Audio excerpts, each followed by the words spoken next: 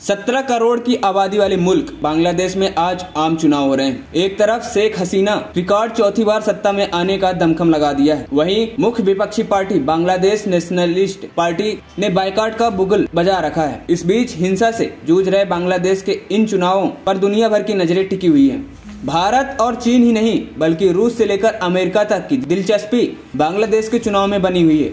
लेकिन बांग्लादेश के चुनाव में इन सुपर पावर देशों की इतनी दिलचस्पी की वजह क्या है, इसका जवाब जानने के लिए इन देशों के हितों को समझने की जरूरत है। युद्ध की जमीन से 1971 में जन्मे बांग्लादेश का 52 सालों का इतिहास किसी से छुपा नहीं है। संघर्षों की दहलीज पार कर इस मुल्क की अर्थव्यवस्था 400 अरब डॉलर के पार कर गई है। बांग्लादेश आज आर्थिक और भू राजनीतिक रूप में ऐसे मोड़ पर खड़ा है जहां दुनिया की कई कद्दावर देश उसकी तरफ कदम बढ़ा रहे हैं। जब भारत अपने पड़ोसी मुल्क बांग्लादेश की तरफ देखता है तो इस तथ्य से इनकार नहीं किया जा सकता कि 1996 से 2001 तक और फिर 2009 से लगातार भारत को बांग्लादेश की सुरक्षा एजेंसियों में सहयोग मिला है। बांग्लादेश की शेख हसीना सरकार ने अपने देश में भारत विरोधी गतिविधियों पर लगाम लगाने के प्रयास किए हैं। बांग्लादेश चुनाव के नतीजों पर यकीनन भारत के साथ उनके संबंधों पर असर पड़ने वाला है। प्रधानमंत्री शेख हसीना की अगुवाई में 14 पार्टियों का गठबंधन विपक्षी दल बीएनपी और जमात ए इस्लामी के खिलाफ खड़ा है।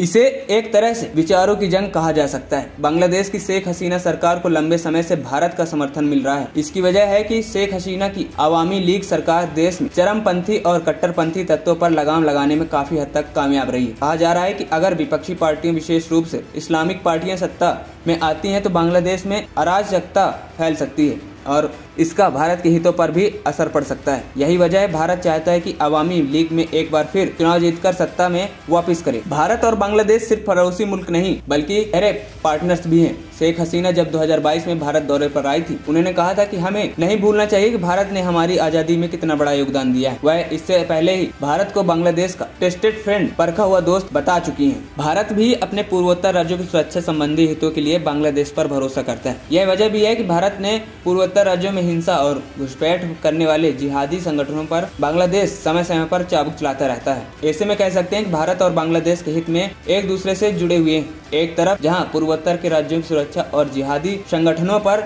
नकेल कसने के लिए भारत को बांग्लादेश की जरूरत पड़ती है। मोदी सरकार की लुक ईस्ट और एक्ट ईस्ट पॉलिसी के लिए बांग्लादेश बहुत जरूरी है। इन नीतियों में क्षेत्रीय कनेक्टिविटी, डिजिटल इंटीग्रेशन, व्यापार, निवेश और एनर्जी कोलैबोरेशन शामिल है। वहीं बांग्लादेश के लिए भी भारत के मायने बहुत हैं। भारत की रक्षा आयात के लिए बांग्लादेश को 50 करोड़ डॉलर का ऋण भी दिया है। वहीं बांग्लादेश के चुनाव पर अमेरिका की पैनी नजर है। अमेरिका अक्सर शेख हसीना सरकार पर भ्रष्टाचार और लोकतंत्र का गला घोटने के लिए गंभीर आरोप लगाते रहा है। अमेरिका मुख्य विपक्षी बांग्लादेश नेशनलिस्ट पार्टी का लगातार समर्थन कर शेख हसीना सरकार को आड़े हाथों लेता रहा है। कुछ रिपोर्ट्स के मुताबिक ढाका में अमेरिकी दूतावास विपक्ष के लिए जमीन तलाशने में जुटा रहा है। बांग्लादेश के अर्धसैनिक बल रैपिड एक्शन बटालियन का कहना है कि दिसंबर 2021 में ही अमेरिका एक तरह से शेख हसीना पर लगातार दबाव बना रहा है। इसी कड़ी में पिछले साल अमेरिका ने विशेष रूप से बांग्लादेश के आला अधिकारियों, नेताओं और न्यायपालिका से जुड़े लोगों के लिए वीजा पर प्रतिबंध लगा दिए हैं। राष्ट्रपति बाइडेन ने 2021 और 2023 में डेमोक्रेसी समिट से बांग्लादेश को कथित तौर पर जानबूझकर बाहर रखा है। कहा गया कि इसके लिए बांग्लादेश की आंतरिक स्थिति को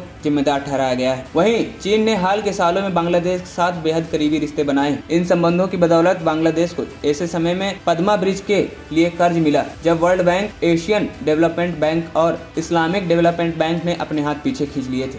चीन के बेल्ट एंड रोड इनिशिएटिव में साझेदार होने के बाद चीन एक तरह से बांग्लादेश के कई बड़ी परियोजनाओं में फंडिंग भी कर रहा है, जिनमें सड़क, सुरंग, रेलवे और पावर प्लांट शामिल है। इसके साथ ही चीन के राष्ट्रपति शी जिनपिंग ने बांग्लादेश को 20 अरब डॉलर के कर्ज का वादा भी किया है। चीन ने हाल ही में बांग्लादेश को 2 पनडुब्बियां भी भेजी। इसे उनकी पनडुब्बियों डिप्लोमेसी का हिस्सा बताया जा रहा है, जो भारत के लिए किसी खतरे की घंटी से कम नहीं है। बांग्लादेश की स्ट्रेटेजिक लोकेशन भी है। इसके दक्षिण में बंगाल की खाड़ी, जिसे विश्व की सबसे बड़ी खाड़ी कहा जाता है। बंगाल की खाड़ी समुद्र कम्युनिकेशन का बहुत अहम हिस्सा है। यह चीन, जापान और कोरिया को मिडिल ईस्ट और अफ्रीका से जोड़ता है। ये सब वो समुद्री रास्ता है जहाँ से बड़ा कारोबार होता है। ऐसे समय में जब सी पॉलिटिक्स का प्रभुत्व बढ़ा है, बंगाल की खाड़ी बांग्लादेश का चिराग साबित हो रहा है।